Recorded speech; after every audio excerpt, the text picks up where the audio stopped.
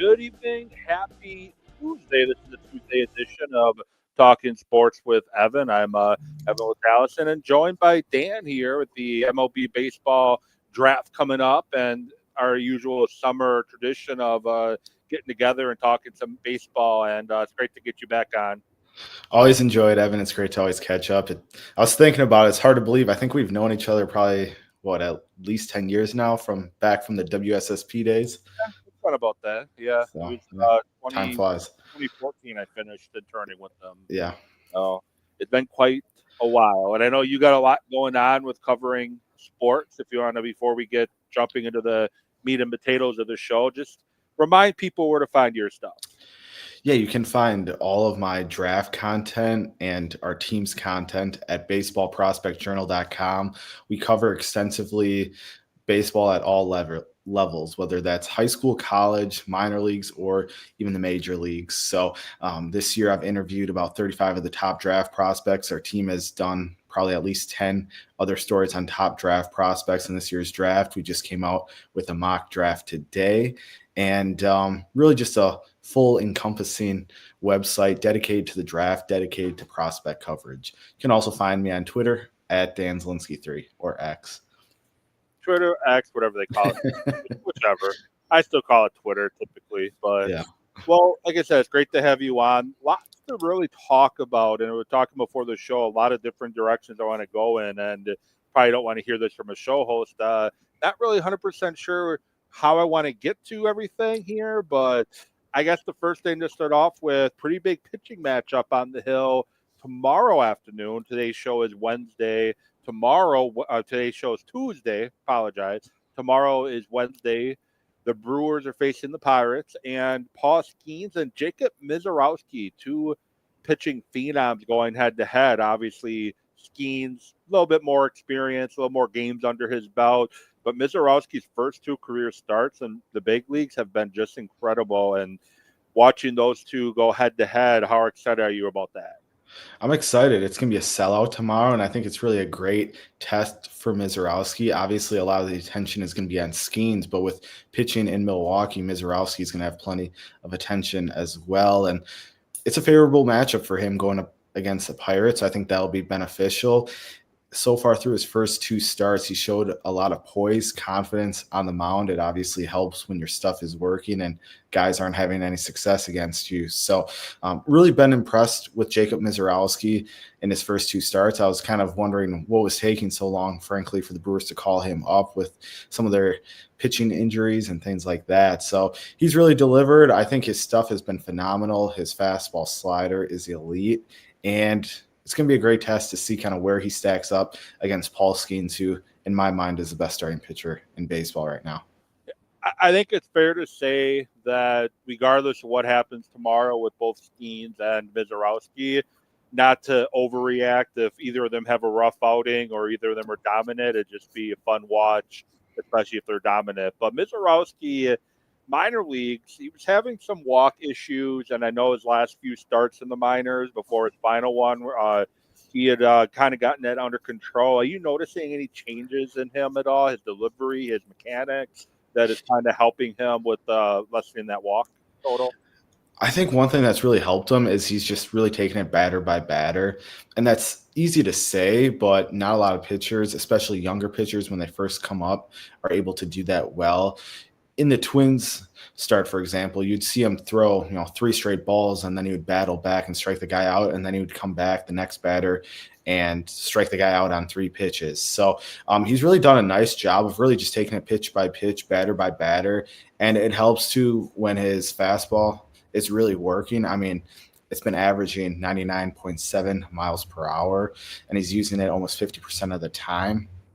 And then his slider has been really good too. And I mean, it's an elite pitch. It's super hard, but it has a ton of movement on it. And that's, been almost at 95 miles an hour on average. So I just really think he's done a really good job of being able to control those 2 pitches and locate them in his spots. And we've seen opposing batters just really struggle against that, whether it's, the slider in to lefties or just the fastball in any part of the zone, getting a lot of swings and misses. So it's been encouraging to see. I think, Of course, you're going to see some, lumps throughout the way, with probably some walks here and there. We saw it a little bit in that first start, but he's done a really nice job of battling and really having success with those top two pitches. And I think that's what's going to be key for him long term, because when you're throwing as hard as he does, you're going to keep hitters off balance if you're able to locate your pitches and put them in the spots you want it. And sometimes you don't have to be perfect with that velo, but he's done a nice job of just really keeping hitters off balance. Yeah, he also has a pretty nasty changeup he can throw from time to time as well. And you talked about the swing and the misses. I know Sports Center and ESPN and Pitching Ninja and all the platforms and accounts got a kick out of literally putting a Twins batter on his backside on a swing on that slider you were talking about. That was fun to watch.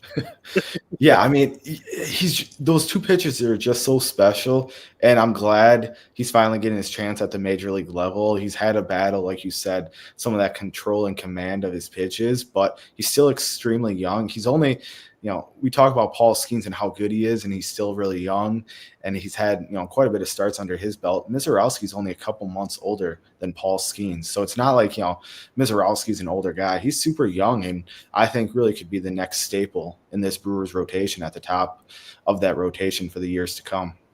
Yeah, and final thing with Mizorowski, I guess the matchup in general, final thing about that one, they almost were teammates. They were almost teammates at LSU, and Mizorowski ends up getting drafted in the second round. The Brewers don't take him in the second round. Can you imagine that LSU rotation with those two guys on it? Yeah, and that was LSU was extremely talented, but one of their biggest concerns going into that College World Series was the lack of depth in terms of the starting rotation behind Paul Skeens. And LSU really made it work once they got to Omaha and had a lot of success, because there were times throughout that season where they kind of really struggled, and they entered the season as the heavy favorites to win it all, had their, shares of ups and downs, and then really kind of got hot at the last second. So, I mean, they pretty much ran through college baseball with the roster they had, and then if you add Mizorowski to it, it would have been something really special. What a good look at this 2025 Brewer team as a whole, and I think we are seeing what we were kind of expecting with the Brewers all along, some up and down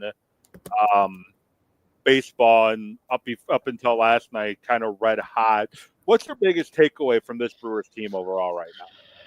Yeah, that's a great question. I mean, to be honest, my expectations weren't super high for the Brewers. I thought they'd be about a third place team in this division. And I think the Brewers are showing, though, that they're capable of doing what they've done the last 5-6 years at least, is win with the talent they have. And being only 3.5 games behind the Cubs in first place is really impressive, especially with all the injuries they've battled. I think their offense has really been what I expected, but I think it's struggled at times, parts of that lineup, especially after like the 4 or 5 hitter.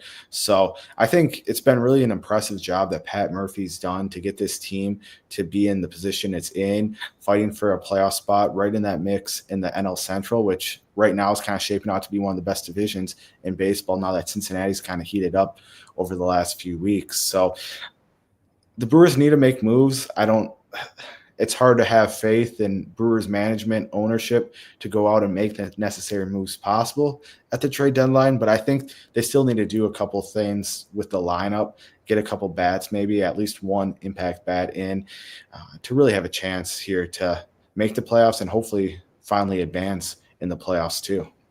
Yeah, I'm kind of in the position with the Brewers that let the season play out however it plays out. I don't want them to and we're talking prospects momentarily. I don't want them to trade prospects for rentals. I don't want them to trade some of your top end talent you have in the minors that are on their way with some of those guys within the next year or two. I don't want you to trade those guys just for rentals when honestly, I think wild card round is probably the ceiling for this Brewer team.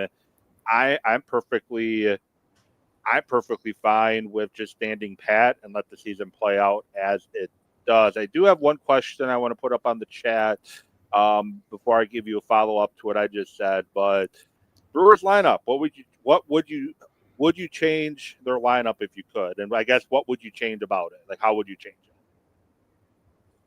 Yeah, that's a great question. I mean, it seems I've asked this to other people. When's the last time they had a consistent impact bat at third base?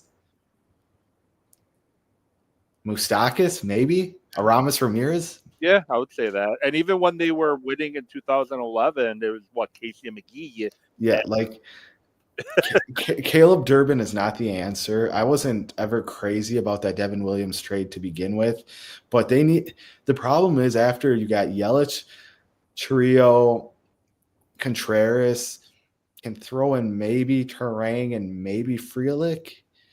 It's a bunch of hot. Yeah, hot, and he's not even playing every day. I mean, Hoskins is an interesting scenario because he really hasn't lived up to what he was pre-injury with the Phillies, but he still puts together good at-bats and really has some quality moments. He just doesn't play, I think, enough and doesn't maybe do it consistently enough. So I think you really need to do something to shore up that kind of left side of the infield, and third base is probably somewhere you need to find a way to improve. Joey Ortiz has been really heating up, so that's maybe an encouraging sign. But yeah, I'm with you though, Evan. I don't think they need to mortgage the future for this season. I think if they can get into the playoffs, that's a win. No one ever wants to hear that because the goal is always championships. But looking at the Brewers farm system, they have this top 5 or so group of prospects that's really encouraging to see. And then there's a couple guys down the list that I'm encouraged about, but then also we're going to talk a draft eventually, some recent draft picks that necessarily haven't panned out. So it's really probably a top 10 farm system, but I would not want to see the Brewers trading their premium like 5 prospects in their system right now. No, and now if the Brewers legitimately had a chance to make a World Series run, I would have a different tune. But they're not going to beat the Dodgers in a best of 7. They're not going to beat the Padres in a best of 7. They're not going to beat probably the Phillies in a best of 7, even though they just swept the Phillies. Don't mortgage the future for maybe getting out of the wild card. I don't want to do that, but Yelich, big struggles to start the year. I think about a month and a half ago, or even a month ago, he was like 189 batting average. I know batting average isn't the end all be all anymore, but now he's up in the 260 ranges. His OP, I think he's 800 now with the OPS, and he's just been red hot lately. Have you noticed anything about his approaches that are different? I think he's hunting his pitch more. You're not seeing him swing and miss out of the strike zone as much as he did early on in the year. I think the confidence aspect too has probably helped a bit with once he started to get going. He's really kind of heated up. Christian Yelich, pre all these injuries, like when the Brewers first got him, he was on a Hall of Fame trajectory with the first couple seasons he put up with the Brewers, and then injuries have kind of derailed that. But the Brewers kind of go as Christian Yelich goes, especially that offense. So it's been encouraging to see. I think there's still a lot left in the tank with Christian Yelich as long as he stays healthy. He's got to be able to have that plate discipline, even if he's like a 25 home run guy and kind of similar to what he was last year, showing some power, but also doubles and stealing bases. I think for what the Brewers are paying him, $25 million, I think that's more than enough in terms of value in today's Major League Baseball. It's tough when you're the Milwaukee Brewers and you have payroll constraints and $25 million is your highest paid player. So, you want someone who's like an MVP caliber player at that dollar figure. But realistically, they just need him to be an all-star caliber player, and they're going to steal in that contract. So I really like what he's done in terms of his mindset and approach over this last month. I think getting hot and gaining more confidence and also just hunting his pitches have really helped. I think being healthy too has definitely helped and getting that 100%. confidence back. Well, I think Caleb Durbin might have went in the clubhouse and take a quick listen to the show and heard you mention him because just hit a 3-run home run to get the there you go. Lead. So improve his trade value, hopefully. And the thing is, like, Durbin should be a utility infielder, but unfortunately, with the way the Brewers are constructed, he has to play third base every day. His best role would be, give Joey Ortiz a break when he needs one, give Terang a break when he needs one, and third base on occasion. But he's just kind of stuck having to play every day. Totally agree. Yeah, I think that's his best role, and I think his skill set fits that well too, being that utility guy because he does have some speed. He has proven he can hit at the lower levels at least, so we'll see what they do. Yeah. Now, looking at the Brewers farm system, they're I'm going to say top 4. I'm taking Jacob Mizorowski out because I don't think he's going back down to Nashville. Because I know one of the articles that Adam McKelvey came out with when they were talking about Jacob Mizorowski is when they call him up, they want to keep him in the big league. They don't want, like they've done with Logan Henderson, moving back and forth. They want to keep him there. So to me, he's out of their prospect list as far as I'm concerned. But you got Jesus Made, Jefferson Kiro, Cooper Pratt, Luis Pena, probably, their top 4. Yeah. Winners, I know a couple of them are in single A, Pena and Made. Kiro probably would have been in Milwaukee right now if it wasn't for the injuries last year. Cooper Pratt's double A. When are we seeing some of these guys? I think Kiro could be this year. I mean, he's doing really well. Since he's come back from that injury, it's been small sample size, 24 games, but he's hitting at AAA. He played about 11 games to start off at rookie ball, and then he got bumped up to AAA, and he's having a lot of success with that level, hitting for average 313. He's not striking out a ton either, only 6 strikeouts to 8 walks. So he's really kind of showing that profile of who he was before the injury with having that strong contact approach, being able to get on base, and then defensively, he's really a phenomenal defensive catcher. So Contreras is in the way of a starting job for him, and I don't know if maybe that slows down them moving him up because they'd rather have him play every day than come off the bench. But Kiro, I think, is pretty close to being ready for the Brewers. I think, what more can he prove, especially if he plays another 10 to 25 games, another month, essentially. What more does he have to prove if he continues to perform like this? So I don't know if he's trade bait. I don't know if they view him as a catcher long-term and don't plan on signing Contreras to a long-term deal. Maybe Kiro is that answer long-term behind the plate, but I think he's pretty close to being ready. Cooper Pratt probably is the next one up. He's not having quite the year I think the Brewers would have liked to see him get off to, but especially after last year. Last year he was phenomenal. He was one of the hottest prospects in baseball and really kind of improved his stock as a prospect. He was a well-regarded player coming out of high school, but then, really showed a lot of promise last season. He's doing all right, but especially for a guy that's, around 20 years old, he's doing fine. Hitting for some power. You'd like to see the strikeouts down a little bit, but I'm encouraged by Cooper Pratt. I think he could be the shortstop or an infielder of the future for the Brewers. He's still probably a couple years, year and a half at least away, but he's probably the next one up. Jesus Made, Luis Pena, both are, down the road type guys. Jesus Made probably potentially by the end of the year could be the number 1 prospect in baseball. Most consider him a top 5 prospect as it is, and those guys are going to slowly start graduating off those top 100 lists, and Made is only in single A. So he's going to end up, whether it's by the end of this year or sometime next year, being the number 1 prospect in baseball. The Brewers, I'll give them credit. They've done a phenomenal job in recent years with the international, Dominican, that whole, area with signing prospects. So it's encouraging to see. I like Jesus Made. I think everyone pretty much likes him and what he brings to the table, but he's kind of a few years down the line. I know I called him, I know it's Made. I called him Made just because I like the name in there. It's Jesus Made. But Jackson Cheerio treatment, do you think? Like, because if he because obviously he's at low A, he gets up to high A, then he goes that route. Does he possibly get that Jackson Cheerio treatment where they kind of put it in hyperdrive on getting him to the big league level, or are they kind of slower with him, do you think? Honestly, I think it'll probably come down to a contract situation. I think what helped Chiriot is that he signed that long-term deal. I think he would have otherwise started probably in the minor leagues to delay his service time, but because he did sign that contract extension right away before he even played a game, that's kind of what brought him up to the major leagues early.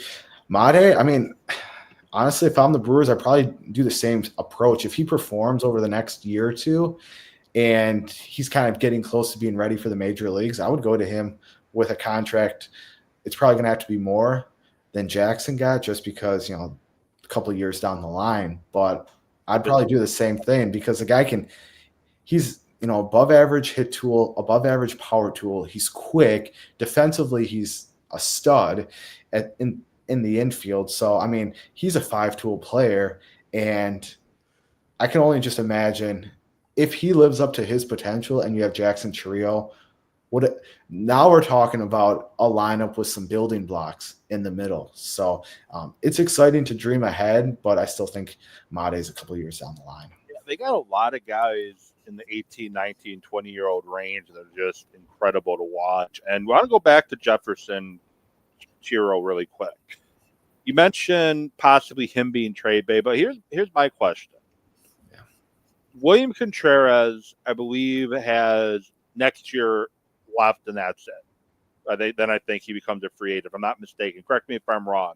Did they do the Corbin Burns and Devin Williams treatment with William Contreras and move him, and with knowing what they potentially have at AAA, or is that going to be too big of a risk to take? It's a great question.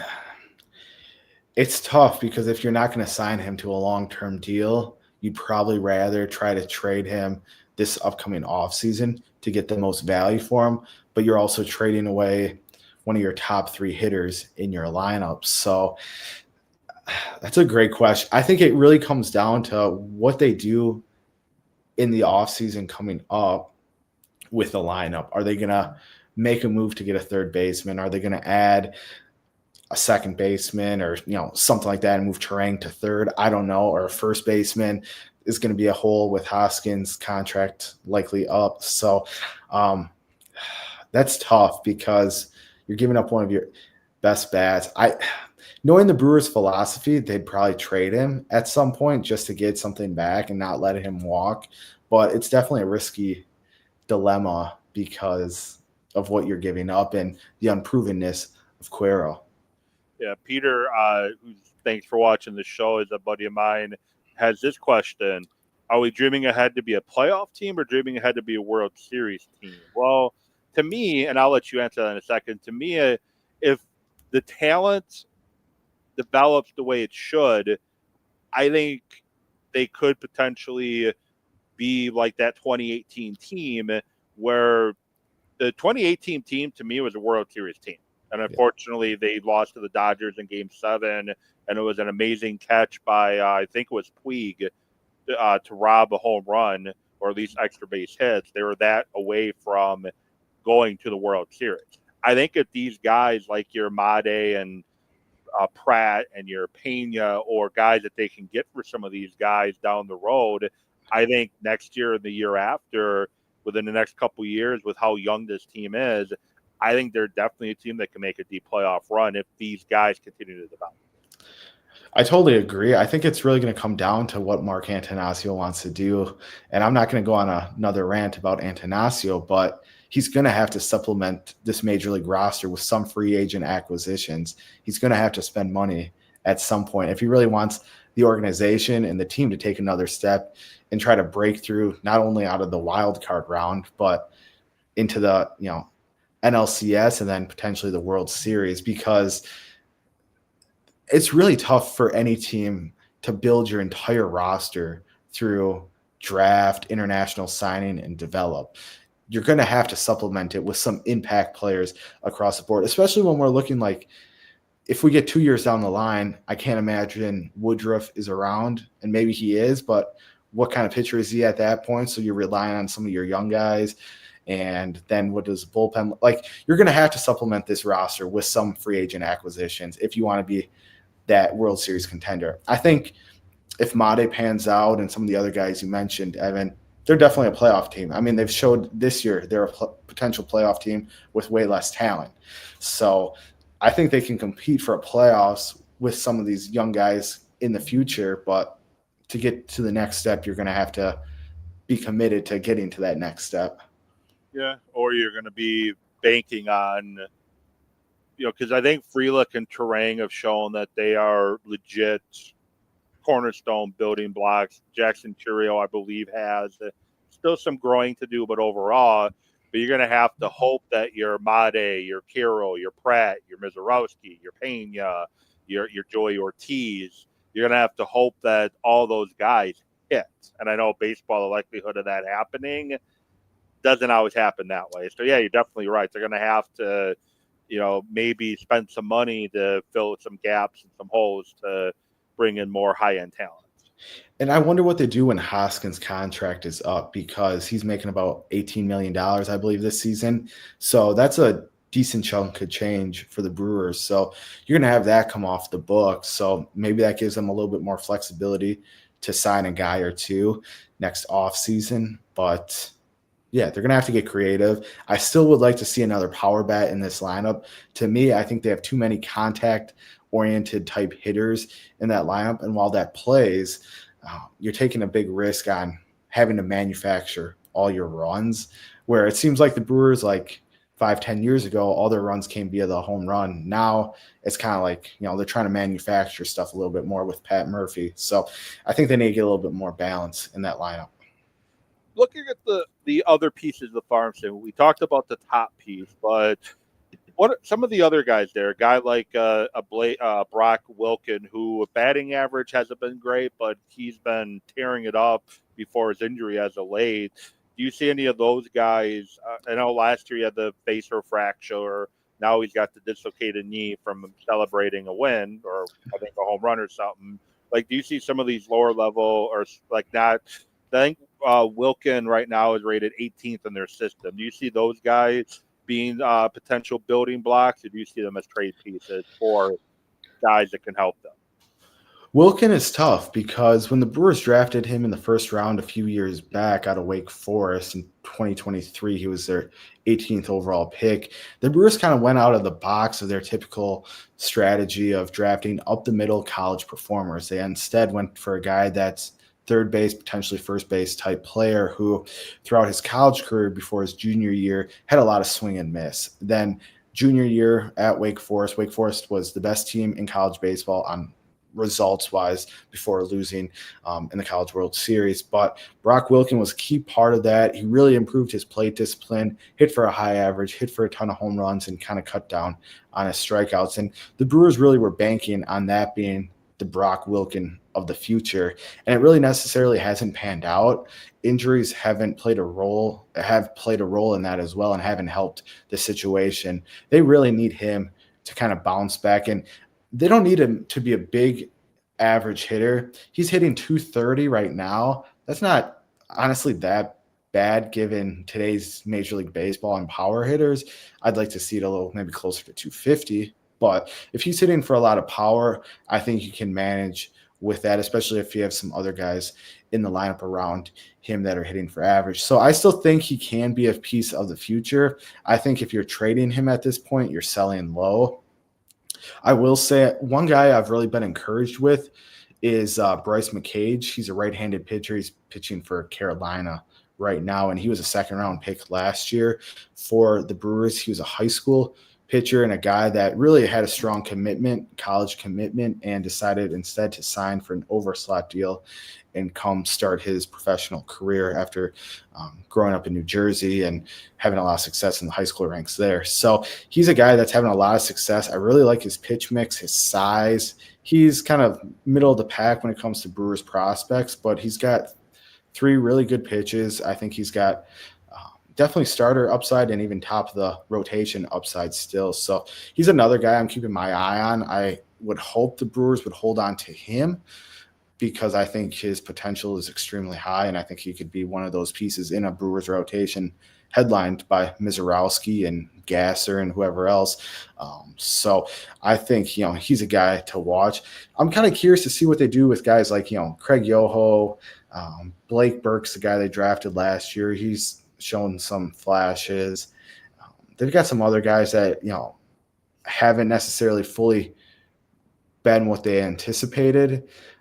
So what they do with that, maybe like an Eric Batanti. He's a first third baseman. They drafted him a couple of years ago early on in the draft. He had a lot of upside as a high school guy coming out. He's done all right, but he hasn't lived up to his potential yet. Only been a year and a half, so there's still a lot of time. But maybe he's someone they consider trading because teams are going to, dream on that upside. Yeah, I do have one question. Another question from Peter. For those that want to go about watching the players in the farm system, like how do you go about watching some of these guys?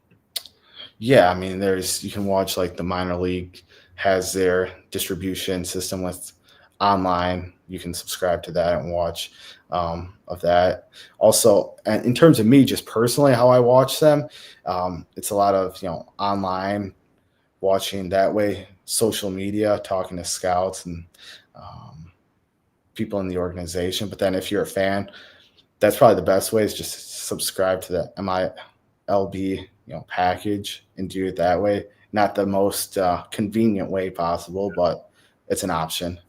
Yeah, it's definitely not the most convenient. The one thing baseball does, they make it harder to watch their product sometimes. Like I love the game of baseball, but they make it harder to watch their product from time to time. So the draft coming up in less than a month. I know you're doing a lot of work on that, and you got most recent mock draft, coincidentally enough, dropped today. What is this year's draft looking like in regards to prospects? Is there going to be that Paul Skeens in this year's draft where it's a no-brainer number one pick, or is this what is the draft looking like talent-wise? Yeah, that's a great question. I think we've seen over the last month or so the college hitting crop kind of elevate itself. At one point, the college hitting crop, while it was good, there wasn't a ton of elite hitters. We're seeing more guys now kind of work their way up into the first round and even the middle to first 15 picks of that first round. Really, I think that first overall pick by the Washington Nationals is going to come down to Ethan Holiday. He's a shortstop out of the Oklahoma high school ranks. His brother's Jackson Holiday, who plays for the Baltimore Orioles, and then his dad's Matt Holiday. So he's a guy that, to me, he's the best prospect in this year's draft. Left-handed hitter, hits for power, plays a quality shortstop. Some questions over the last year about his hit tool, but I think those will iron itself out over time. And then Cade Anderson is the other guy in the mix for that first overall pick. Left-handed pitcher out of LSU. He had a phenomenal College World Series and really was a big key to LSU winning it all again this year. His fastball is an above-average pitch, mid to upper 90s. And he's a guy that had Tommy John in high school, but really kind of came on this year after being eased back into pitching a lot of innings over the last year or so. So I think it really comes down to that. And then the high school shortstop class is really strong. There's some really intriguing college pitching in the first round. Personally, for me, I'm intrigued to see there's some Wisconsin natives also kind of in the mix for the first few rounds of the draft too. So really intriguing draft, a lot of parity in this year's draft class. So it's going to be fun to see kind of how it all plays out. You kind of took my next question I was going to ask specifically about Wisconsin prospects. Who are some of those players that you're looking forward to from the state of Wisconsin? Yeah, Gavin Killian is the top player with Wisconsin ties. He played at Tennessee this year after spending his first 2 years of college baseball at Louisville. Played mostly second base for Tennessee this year. Came out of Milton High School a few years ago as a shortstop. That's where he kind of played mostly at Louisville. Saw some time there this year. And to me, he really profiles as a middle of the diamond type player. He probably is better at second base at this point, but I still think he could handle shortstop long term if he had to. Above average hit tool, does show some power potential from the left side of the plate, also has a quality arm and is a solid athlete too. And he's a guy that, to me, right now I have him mocked going to the Oakland Athletics with the 11th overall pick. And I think he's really a guy that's going to go in those teens. If he doesn't go to the Athletics, he's a first round pick. And he's really had a nice year. At one point, he started off the year extremely hot. I thought he could go in the top 5, kind of cooled off. He'll be a first round pick. His teammate, Nate Snead, he's a guy I've followed really closely the last couple of years because last year he transferred in to Tennessee and was a key piece out of the bullpen for the Volunteers in their run to winning the College World Series. This year, he kind of took a little bit of a step back, was pretty effective, but had some struggles along the way, partly with throwing strikes and just in general was getting hit up a little bit more. I thought, so coming out of high school, he was kind of late bloomer. He's from South Milwaukee, and originally he was committed to go to a JUCO, and then last minute that changed, and he went to Wichita State his freshman year, and then had a really strong freshman season at Wichita State before transferring to Tennessee, where he got to work with Frank Anderson, their pitching coach, one of the best pitching coaches in college baseball. That's former Brewer pitcher Brett Anderson's dad, for just a little bit side piece there. But Nate Snead, elite fastball, high 90s offering, slider, curveball, a really good secondary pitches. But to me, he profiles kind of as a late inning reliever. I think that's where he's best suited. I thought at one point maybe he could be a starter, and it wouldn't surprise me if a team would try him in the starting rotation early on. But I think with the way baseball is headed and has been for the last few years, I think put him as a late inning reliever, let him run through the minor league system and have him up in the majors in the next year or two as a dominant reliever for you. So he's another guy. He's probably, at one point, he was more like a for sure second, third round pick. Some of his struggles have caused him to kind of slide a little bit. I still think he'll probably end up being a third, fourth round pick at worst. So he's going to get good money. And then one intriguing guy I like, there's about 5 guys from Wisconsin who I really think have a legitimate shot of getting drafted and being signed.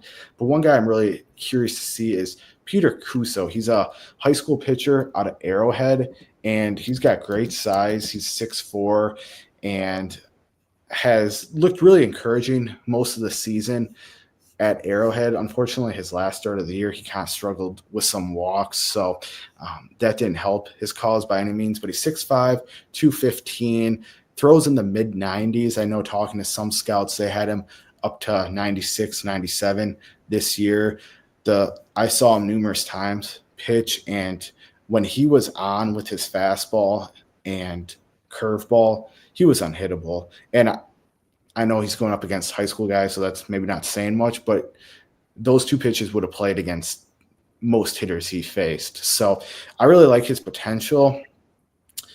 It's tough for a high school Wisconsin right-handed pitcher to get drafted and sign, just because the right-handed pitching demographic in general is really risky. And then for Wisconsin, typically these guys have had less looks than high school pitchers in Texas, Florida, California, those warmer states. So I think Peter Cuso is a guy that at one point he was kind of, trending as maybe a third round pick.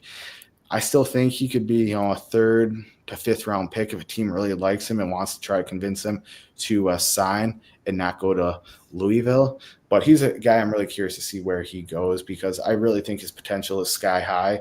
It's just a matter of kind of, does he go the college route first, or does he sign a pro deal? And focusing on the Brewers now, they're 20th in the first round. I believe they did get a pick for Willie Adames leaving, correct? Correct. Yep. Who are some first rounders that Brewer fans should get to know that could be available in that 20 range, or where that competitive balance pick drops as well? Like, who are some guys to keep an eye on? Yeah, that's a great question. And before I answer that, I'm just going to quickly kind of give a rundown of how their draft is looking out, because the Brewers have one of the better signing bonus pools, which, MLB assigns a dollar value essentially to each pick in the first through 10 rounds on kind of the suggested signing bonus dollars.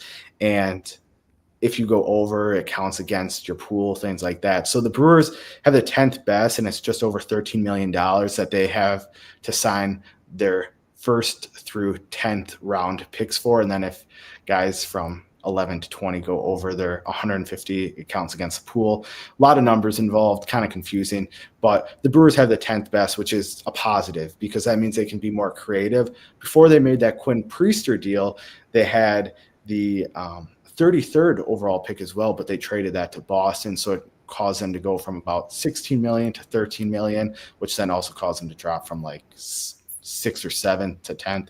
But anyways, I think it really sounds like, based on people I've talked to, they're trending the college route, which is no surprise because last year they went with Braylon Payne. He was a high school outfielder, and that kind of went against the mold. Usually they've always gone college guys in the last 5 to 10 years in that first round. So Caden Bodine, he's a catcher out of Coastal Carolina, had a really good NCAA tournament. And overall, he kind of fits the Brewers mold of what they're looking for in a hitter. Contact-oriented approach, who does hit for some power, but his game is really kind of built on hitting line drives to all parts of the field. Left-handed hitter, he's athletic. Defensively, he's really strong behind the plate and someone who's going to stick behind the plate and thrive defensively at catcher. He's a name to watch. We talked about Gavin Killian. I don't think he falls to 20, but he would definitely be in play for the Brewers if the Wisconsin native, Tennessee shortstop, second baseman made it that far.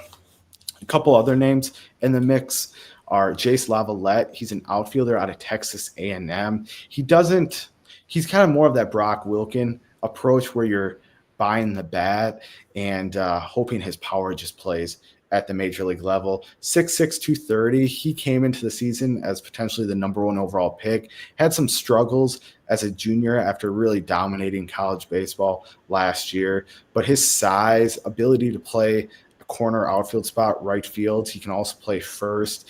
And if a team really believes that he can kind of cut down and eliminate some swing and miss in his game and really be that middle of the order bat that teams were dreaming on before the season, that'd be a great get at 20. And then a high school guy kind of in the mix, if they kind of break the mold again, is Slater DeBron. He's an outfielder out of Oregon. He's kind of a comp I got from a scout the other day, was a Corbin Carroll type hitter, a guy who's undersized but really has advanced hit tool and uses his speed to make a difference on the bases. Someone who can play center field long-term because of his arm strength, instincts, and speed. So those are a few names to kind of watch for with that 20th overall pick. And then it's going to be intriguing to see kind of where they go then with that next selection at 32. One last thing before I let you go. You mentioned their international signings, especially in the Dominican Republic, the Caribbean, that area. Just how much of that in your mind has been like an X factor of this Brewer sustained success that we've been seeing recently at all levels of the franchise?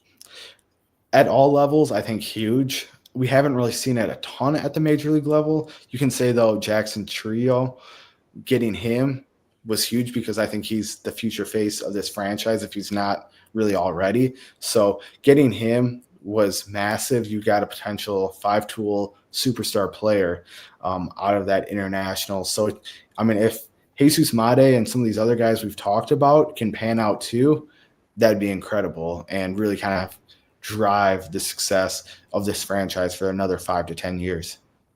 And then does the international signings qualify for those? That affect that bonus pool or signing bonuses at all? They do not. They do have their own signing bonus allotment for international, but that's separate from the draft pool. Cool. Well, appreciate you coming on. It's been fun. Always fun talking baseball and draft with you. You always bring a lot of insight and help me kind of keep an eye on players on who I want to see the Brewers potentially pick. Thanks once again for coming on. And just one more time, how can people find your stuff, Dan? Yeah, you can find all of my draft work at baseballprospectjournal.com. And you can also follow me on X at Dan Zielinski3. That's the number 3, or at the BP Journal on X. So I appreciate it, Evan. Yep, podcast version will come up first thing tomorrow morning. You can watch this episode and all the episodes of Talking Sports with Evan. Top of the screen, you could see it on X at Evan with Sports, YouTube and Facebook. Talking Sports with Evan. Like, follow, subscribe. Do the same for Dan here. Like, follow, subscribe, and give his stuff a follow. Might do another episode later on in the week.